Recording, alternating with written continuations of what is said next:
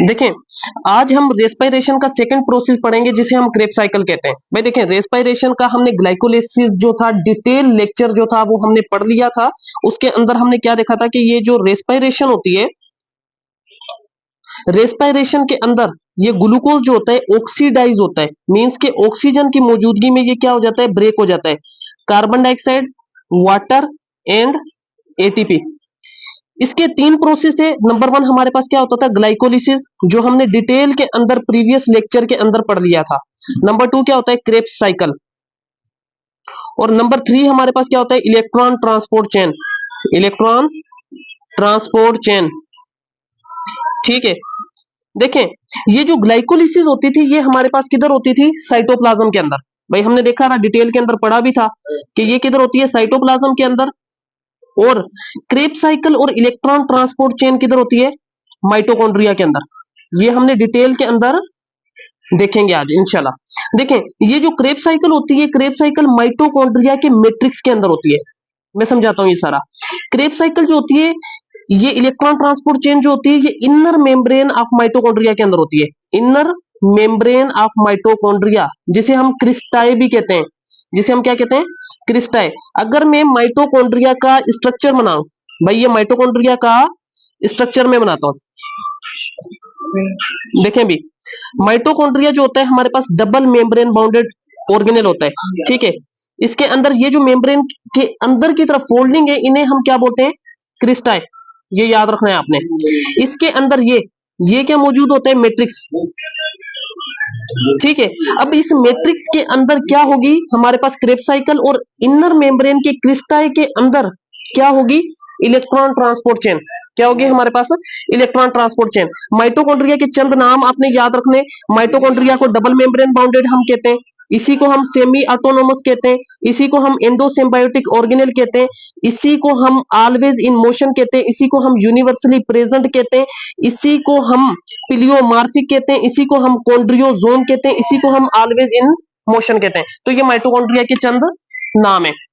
देखें, ग्लाइकोलिसिस के अंदर क्या हुआ था हमारे पास, भाई देखते हैं। ग्लाइकोलाइसिस के अंदर भाई हमारे पास क्या होता था, ये ग्लूकोज था।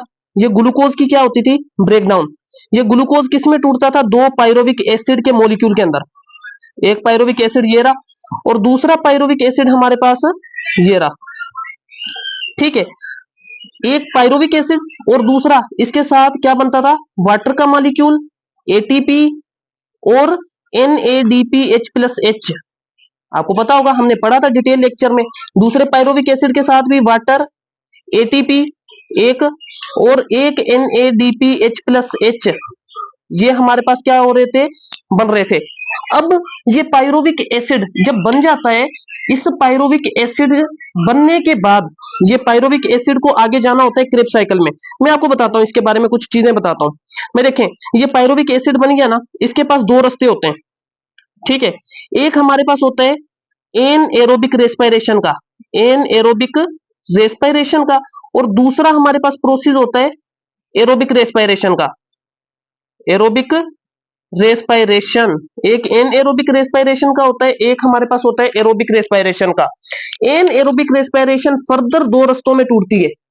एक हमारे पास ये टूटती है किसके अंदर, भाई लैक्टिक एसिड फर्मेंटेशन के अंदर, ठीक है। लैक्टिक एसिड, इसे हम क्या कहते हैं, फर्मेंटेशन, लैक्टिक एसिड फर्मेंटेशन। दूसरी जो होती है वो होती है अल्कोहलिक, अल्कोहलिक फर्मेंटेशन। दूसरी को हम क्या कहते हैं, alcoholic fermentation. Lactic acid fermentation याद रखना है, ये किसके अंदर होती है, एनिमल्स के अंदर। ये किसके अंदर होती है हमारे पास, एनिमल्स के अंदर। और ये मैं डिटेल के अंदर आपको समझाऊंगा। अल्कोहलिक फर्मेंटेशन किधर होती है, प्लांट्स के अंदर, ठीक है। एन एरोबिक रेस्पिरेशन हम कहते किसे, एन मींस होता है विदाउट, एरोबिक मींस एयर या ऑक्सीजन। विदाउट ऑक्सीजन की मौजूदगी में जब पायरोविक एसिड आगे टूटेगा तो वो लैक्टिक एसिड में टूटेगा, एनिमल्स के अंदर, और अल्कोहल में टूटेगा, इथाइल अल्कोहल में टूटेगा, प्लांट्स के अंदर, ठीक है। ये बात आपने याद रखनी है। अब पायरोविक एसिड के पास तीसरा रास्ता जो होता है वो एरोबिक रेस्पिरेशन का होता है। एरोबिक रेस्पिरेशन में वो जाता है क्रेब्स साइकिल में, ठीक है। और दूसरा किस में जाता है, क्रेब्स साइकिल के बाद इलेक्ट्रॉन ट्रांसपोर्ट चेन के अंदर, इलेक्ट्रॉन ट्रांसपोर्ट चेन के अंदर। मैं आपको बताता हूं क्रेब्स साइकिल के अंदर ये कैसे जाएगा। देखें इधर, भाई ये हमारे पास क्या है, पायरोविक एसिड, ठीक है। इसके बारे में मैं आपको बताता हूं एक चीज। ये पायरुविक एसिड ने कहा जाना है भाई? एरोबिक रेस्पिरेशन के अंदर, और एरोबिक रेस्पिरेशन के अंदर किसके अंदर जाना है इसने? क्रेब्स साइकिल के अंदर। भाई किसके अंदर जाना है इसने? क्रेब्स साइकिल के अंदर। मैं आपको बताता हूं भाई, पायरुविक एसिड एक लड़की है, ठीक है। क्रेब्स साइकिल क्या है? लड़की की दोस्त की शादी का घर है, लड़की की दोस्त की शादी का घर, ये है क्या? Krebs cycle. अब पायरुविक एसिड अभी क्रेब्स साइकिल में जाना है, ठीक है, दोस्त की शादी के घर जाना है, ठीक है। ये पायरुविक एसिड ऐसे ही मुंह उठा के तो नहीं जाएगा, अपने आप के अंदर, अपने अंदर कन्वर्जन लेकर आएगा, लड़की ये तैयार होकर जाएगी, लाजमी बात है। तो पायरुविक एसिड के अंदर कार्बन कितने होते हैं? 3 होते हैं। अब होगा क्या कि इसमें से ना एक कार्बन कार्बन डाइऑक्साइड की सूरत में रिमूव होता है, ठीक है, और 2 इसमें से हाइड्रोजन रिमूव होते हैं। देखें, कार्बन डाइऑक्साइड का रिमूव होना प्रोसेस होता है डी कार्बो ऑक्साइलेशन। इस प्रोसेस को हम क्या कहते हैं? डी कार्बो ऑक्साइलेशन। डी मीन्स क्या होता है? रिमूव। कार्बो ऑक्साइलेशन मीन्स कार्बन डाइऑक्साइड का 2 हाइड्रोजन जो जब रिमूव होते हैं, इसे डीहाइड्रोजनेशन भी कहते हैं और ऑक्सीडेशन भी कहते हैं। ऑक्सीडेशन मीन्स क्या होता है? Removal of hydrogen. अब ये 2 हाइड्रोजन जब रिमूव होंगे, इनों को लेने कौन आता है? NAD, nicotine amide adenine dinucleotide. जब NAD2H+ से मिलते हैं तो ये किस में कन्वर्ट हो जाता है? NADH+H के अंदर ये क्या हो जाता है? कन्वर्ट हो जाता है, ठीक है। इस पूरे प्रोसेस को हम क्या बोलते हैं? Oxidative decarboxylation. क्या कहते हैं हम? Oxidative decarboxylation. ये बात आपने याद रखनी है भाई। देखो, ऑक्सीडेटिव मीन्स क्या? हाइड्रोजन का रिमूव होना। D carboxylation, D means remove, carboxylation means carbon dioxide का रिमूव होना और हाइड्रोजन का रिमूव होना। अब ये किस में कन्वर्ट हो जाता है? एसिटाइल के अंदर। पायरुविक एसिड से एसिटाइल में कन्वर्ट कैसे होगा? जब एक कार्बन डाइऑक्साइड और 2 हाइड्रोजन निकलेंगे। आप मुझे बताएं, पायरुविक एसिड के अंदर 3 कार्बन थे, एसिटाइल के अंदर अब कितने कार्बन हो जाएंगे? 2। क्यों? क्योंकि एक कार्बन कार्बन डाइऑक्साइड की सूरत में चला गया है। अब इस एसिटाइल को, इसके अंदर 2 कार्बन है, ये 2 किसको शो कर रहे हैं? कार्बन को। 2 एसिटाइल को शो नहीं कर रहा। इसके अंदर कितने कार्बन होंगे? 2। इधर लिख देता हूं मैं, 2 क्या है? कार्बन, ठीक है। अब ये एसिटाइल लड़की है, ये तैयार हो गई है, इसको छोड़ने क्रेब्स साइकिल के अंदर लड़की की दोस्त के शादी के घर छोड़ने लाजमी बात है कोई भाई आएगा, अब्बू आएगा, कुछ भी आएगा, उसे हम बोलते हैं coenzyme A. Acetyl coenzyme A. Coenzyme A क्या होता है? लड़की का भाई होता है, जो इसको छोड़ने किधर जाएगा? क्रेब्स साइकिल के अंदर। याद रख लेंगे, जो कोएंजाइम होता है ये ड्राइव्ड होता है विटामिन B12 से, ड्राइव्ड फ्रॉम विटामिन B12। ये बात आपने याद रखनी है, ड्राइव्ड फ्रॉम विटामिन B12, ठीक है। और इसके अंदर सल्फर कंटेनिंग कोएंजाइम है ये। कौन सा है? Sulphur containing. ये बात आपने याद रखनी है, ये एंट्री टेस्ट में पूछा जा सकता है। Sulphur containing coenzyme, sulphur containing coenzyme, ठीक है, ये बात आपने याद रखनी है। अब ये एसिटाइल कोएंजाइम ए तैयार हो गया किसके अंदर जाने के लिए? क्रेब्स साइकिल के अंदर। ये बात आपने अभी जहन के अंदर रखनी है कि ये जो हमारे पास एसिटाइल बन गया है, ये किस में जाएगा? अब क्रेब्स साइकिल के अंदर, ठीक है, एसिटाइल कोएंजाइम ए। अब ये किसके अंदर जाएगा? हमारे पास क्रेब्स साइकिल के अंदर तैयार हो गया है जाने के लिए, ठीक है। अब क्या होगा कि ये जो एसिटाइल है ना, एसिटाइल कोएंजाइम है, ये क्रेब्स साइकिल इधर हम बनाते हैं भाई। देखो होता क्या है, हमारे पास होता है एक ऑक्जेलो एसीटेट। ऑक्जेलो एसीटेट, ऑक्जेलो एसीटेट जो होता है वो 4 कार्बन वाला होता है। इधर दूसरा कौन आता है? Acetyl coenzyme A. देखें अभी बात सुने, ये क्रेब साइकिल के अंदर जाने के लिए अब तैयार है। अब होगा क्या कि जब लड़का या भाई अपनी सिस्टर को छोड़ने आता है, भाई क्रेब साइकिल के अंदर छोड़ने आया है, तो क्या वो लड़का जो होता है या भाई होता है लड़की का, वो क्या साथ में लड़की की दोस्त जो है, जो लड़की की दोस्त की शादी का घर है उसके अंदर चला जाएगा क्या साथ? ऐसा तो नहीं होगा ना।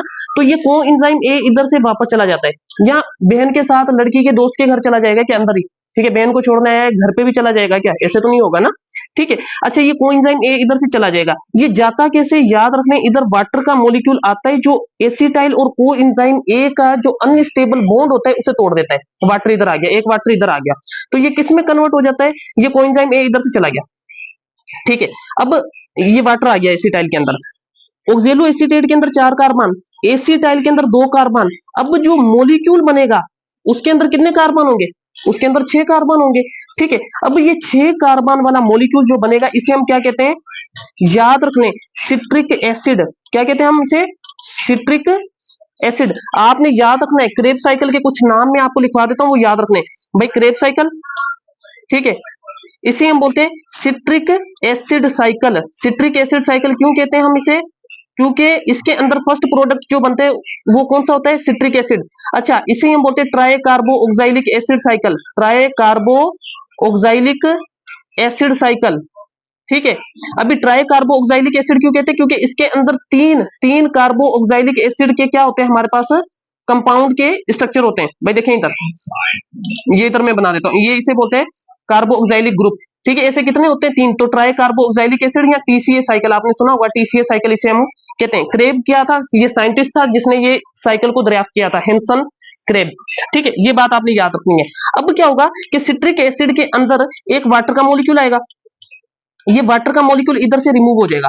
जैसे वाटर का मॉलिक्यूल इधर से रिमूव होगा तो ये किस में कन्वर्ट हो जाएगा? सिस एकोनाइटिक एसिड के अंदर। एकोनाइटिक एसिड के अंदर ये सिस एकोनाइटिक एसिड अपने ही आइसोमर के अंदर कन्वर्ट हो जाएगा, जिसे हम क्या बोलते हैं? आइसोसिट्रेट। क्या कहते हैं हम उसे? आइसोसिट्रेट।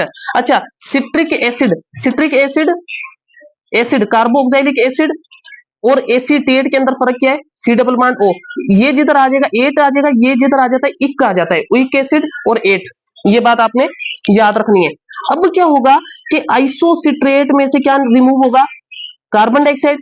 आइसोसिट्रेट में से 2H प्लस रिमूव होंगे। देखें, कार्बन डाइऑक्साइड रिमूव होगा तो डी कार्बो ऑक्साइडेशन, और 2H प्लस रिमूव होंगे तो इसे हम बोलते हैं ऑक्सीडेशन।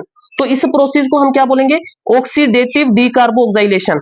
Oxidative D कार्बो ऑक्साइलेशन, D कार्बो ऑक्साइलेशन। ये बात आपने याद रखनी है। फर्स्ट कार्बन डाइऑक्साइड इधर रिमूव हो चुका है। अच्छा, अब ये आइसोसिट्रेट जो होता है ये किसमें कन्वर्ट हो जाता है? अल्फा कीटो गुल्ट्रेट के अंदर, ठीक है। ये अल्फा कीटो गुल्ट्रिक एसिड के अंदर, ठीक है, कीटो गुल्ट्रेट के अंदर हम कह सकते हैं, ठीक है।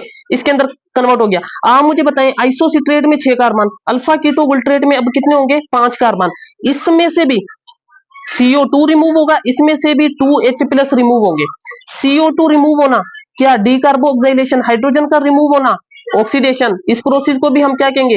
Oxidative, oxidative D कार्बो ऑक्साइलेशन। ये बात आपने जहन के अंदर रखनी है, ऑक्सीडेटिव डी कार्बो ऑक्साइलेशन। और एक बात और मैं आपको बताता हूं कि ये हमारे पास जो 2H प्लस होता है ना, ये 2H प्लस, इस 2H प्लस के साथ कौन मिलेगा हमारे पास? NAD। NAD किस में कन्वर्ट हो जाता है? NADH प्लस H के अंदर, ठीक है। ये 2H प्लस ये किसके साथ मिलेगा? NAD के साथ। ये NAD किस में कन्वर्ट हो जाएगा? NADH plus H। याद रखने ये कितने NADH प्लस H बन चुके हैं? 2 बन चुके हैं। अल्फा कीटो गुल्ट्रेट से जब ये कार्बन डाइऑक्साइड और 2H प्लस निकलते हैं, 5 कार्बन थे, अब जो मॉलिक्यूल बनेगा उसके अंदर कितने कार्बन होंगे? 4 कार्बन होंगे, ठीक है। और वो क्या होगा? उसे हम क्या कहेंगे? सक्सीनाइल। क्या कहेंगे हम उसे? सक्सीनाइल। अब सक्सीनाइल के अंदर क्या आएगा मॉलिक्यूल? याद रखना, सक्सीनाइल के अंदर आता है कोएंजाइम ए, ठीक है। वो कोएंजाइम ए इसमें से क्या हो जाता है? रिमूव हो जाता है। सक्सीनाइल के अंदर क्या आता है? फास्फेट। वो फास्फेट इसमें से क्या हो जाता है? रिमूव हो जाता है। इस फास्फेट को लेने कौन आता है? GDP, guanosine diphosphate. Guanosine diphosphate जब इस फास्फेट से मिलता है, डाइफास्फेट किस में कन्वर्ट हो जाएगा? ग्वानोसिन ट्राइफास्फेट में। ये बात आपने ध्यान के अंदर रखनी है। ग्वानोसिन ट्राइफास्फेट में से फास्फेट निकल जाएगा, जब निकलेगा तो ग्वानोसिन ट्राइफास्फेट दोबारा ग्वानोसिन डाइफास्फेट के अंदर कन्वर्ट हो जाएगा। ये फास्फेट निकला, इस फास्फेट को लेने कौन आएगा? ADP। ADP किस में कन्वर्ट हो जाएगा? ATP में। एस से बनता है ATP इधर, एडिनोसिन ट्राइफास्फेट। इसे बोलते हैं सबस्ट्रेट, सबस्ट्रेट लेवल फास्फोराइलेशन। ये आपने याद रखना है क्योंकि ये एंट्री टेस्ट में पूछा जा सकता है। सबस्ट्रेट लेवल फास्फोराइलेशन, इधर जो ATP बनता है वो कौन से प्रोसेस से बनता है? सबस्ट्रेट लेवल फास्फोराइलेशन, ठीक है। ये बात आपने याद रखनी है। फास्फोराइलेशन मींस फास्फेट का ऐड होना, और फास्फेट कहां से ऐड हो रहा है? एक हमारे पास ऑर्गेनिक कंपाउंड सक्सीनाइल से क्या हो रहा है? ऐड हो रहा है। अब ये सक्सीनाइल किस में कन्वर्ट हो जाता है? याद रखने, सक्सीनाइट से, सक्सीनेट में, सॉरी, किस में कन्वर्ट हो जाता है? सक्सीनेट में। अब सक्सीनेट में से याद रखने 2H प्लस निकलते हैं। क्या निकलते हैं? 2H plus. और इसके अंदर कार्बन कितने रह गए? 4। 2H प्लस निकले तो इन्हों को H प्लस को लेने कौन आता है? FAD।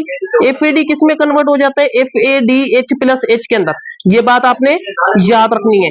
अब सक्सीनेट से, सक्सीनेट में से जब ये 2H प्लस निकले, FADH प्लस H बन गया, तो इसमें सक्सीनेट से क्या बन जाएगा? फ्यूमरेट, ठीक है, फ्यूमरेट। अब फ्यूमरेट से क्या बनेगा? मेलेट। क्या बनेगा? मेलेट। और कैसे बनेगा? जब फ्यूमरेट के अंदर वाटर का मॉलिक्यूल क्या होगा? एड होगा। मेलेट से दोबारा ऑक्जेलो एसीटेट कैसे बनेगा? मेलेट में से क्या निकलेंगे? 2H+ निकलेंगे। 2H+ को लेने कौन आएगा? NAD। NAD किस में कन्वर्ट हो जाएगा?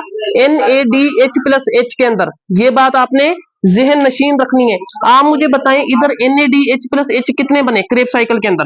भाई एक हमारे पास NADH+H ये बना, एक क्रेब साइकिल के अंदर हमारे पास NADH+H ये बना, क्रेब साइकिल के अंदर एक NADH+H ये बना, और हमारे पास FADH+H कितने बने? एक ये बना। हमारे पास ATP कितने बने? एक ये बना। मैं अगर आपसे पूछूं कि इसके अंदर NADH+H कितने बने, तो आप कहेंगे सर इधर NADH+H 3 बने, 3 NADH+H। इसके अंदर एक FADH+H, ठीक है। इसके अंदर एक ATP बना हमारे पास, ठीक है। इसके अंदर वाटर के मॉलिक्यूल कितने लगे? भाई देखिए इधर बात सुने, जब शुरू शुरू के अंदर ऑक्जेलो एसीटेट और एसिटाइल कोएंजाइम ए मिलते हैं, तो कोएंजाइम ए को बाहर कौन निकालता है? वाटर। वाटर ऐड होता है। एक वाटर इधर, लेकिन ये तो ऐड हो जाता है वापस, चलें इसको छोड़ें। एक वाटर इधर लग गया, एक वाटर इधर, दो। अच्छा, तीसरा, जब ये कोएंजाइम ए सक्सिनाइल के साथ मिलता है, सक्सिनाइल कोएंजाइम ए के अंदर कन्वर्ट हो जाता है, कोएंजाइम ए वापस इधर से रिमूव होता है। ये कैसे रिमूव होता है? इधर एक वाटर ऐड होता है जो कोएंजाइम ए को इधर से भी रिमूव करवाते हैं, जैसे इधर से रिमूव करवाया। तो कितने वाटर के मॉलिक्यूल लग गए? 3 वाटर के मॉलिक्यूल इधर यूज हो गए। कार्बन डाइऑक्साइड, आप मुझे बताएं, कार्बन डाइऑक्साइड एक इधर, ठीक है, दूसरी कार्बन डाइऑक्साइड इधर। अच्छा, ये 2 कार्बन डाइऑक्साइड के मॉलिक्यूल इसमें से क्या हो गए? क्रेब साइकिल के अंदर से हमारे पास निकल गए 2 कार्बन डाइऑक्साइड के मॉलिक्यूल। और अगर कोई आपसे पूछ ले कि एसिटाइल कैसे बनता है, जब पायरोविक एसिड से एसिटाइल बनता है, उस वक्त अगर हम उस वक्त देखें तो उस वक्त एक कार्बन डाइऑक्साइड ये रिमूव होता है और एक NADH+H ये बनता है हमारे पास, ठीक है। तो ये बात आपने याद रखनी है क्रेब साइकिल के बारे में। इसके बाद इंशाल्लाह हम इलेक्ट्रॉन ट्रांसपोर्ट चेन के बारे में भी पढ़ेंगे। इधर ना मैं थोड़ा सा आपको ओवरव्यू अगर दे दूं तो वो देखें। भाई देखो होता क्या था हमारे पास, ये ग्लूकोज होता था ना, ठीक है। ये ग्लूकोज किस में टूटता था? 2 पायरोविक एसिड में, 2 पायरोविक एसिड में। इसके तहत 2 ATP बनते थे, ठीक है, 2 NADPH+H बनते थे, ठीक है। इसके अंदर 2 वाटर के मॉलिक्यूल बनते थे। अब ये 2 पायरोविक एसिड दोनों किसके अंदर कन्वर्ट होते थे? 2 एसिटाइल कोएंजाइम ए के अंदर, जैसे हमने देख लिया इधर। भाई pyruvic acid acetyl coenzyme A के अंदर कन्वर्ट हुआ। पायरोविक एसिड, एक पायरोविक एसिड जब एसिटाइल के अंदर कन्वर्ट होता है तो एक कार्बन डाइऑक्साइड रिमूव होता है। जब 2 पायरोविक एसिड 2 एसिटाइल में कन्वर्ट होंगे तो कितने रिमूव होंगे कार्बन डाइऑक्साइड? भाई 2। अच्छा, जब एक पायरोविक एसिड एसिटाइल में कन्वर्ट होता है 2H+, इधर कितने? 4H+ रिमूव होंगे। इन 4H+ को लेने 2 NAD आएंगे, 2 NAD आएंगे तो वो किस में कन्वर्ट हो जाएंगे? 2 NADH+H के अंदर क्या हो जाएंगे? कन्वर्ट हो जाएंगे।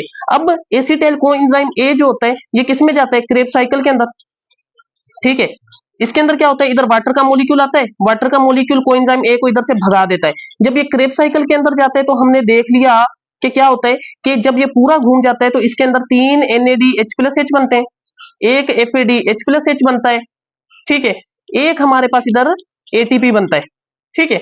अगर मैं इधर टोटल हिसाब लगाऊं कि जब एक पूरा ग्लूकोज टूटता है तो इसके अंदर ATP कितने बनते हैं, तो आप कहेंगे सर 38 ATP। बना के दिखाता हूं मैं आपको। भाई देखें, एक NADH+H जो होता है ना, उसके तहत 3 ATP बनते हैं। एक NADH+H के तहत कितने? 3 ATP बनते हैं, ठीक है। और एक FADH+H के तहत, एक FADH+H के तहत 2 ATP बनते हैं। और ये 3 ATP का बताया था मुझे मेरी एक स्टूडेंट है, उसने वो आज तकरीबन इसी साल उसका MBBS में एडमिशन भी हुआ है, पंप्स यूनिवर्सिटी के अंदर, गर्ल है, लड़की है, ठीक है।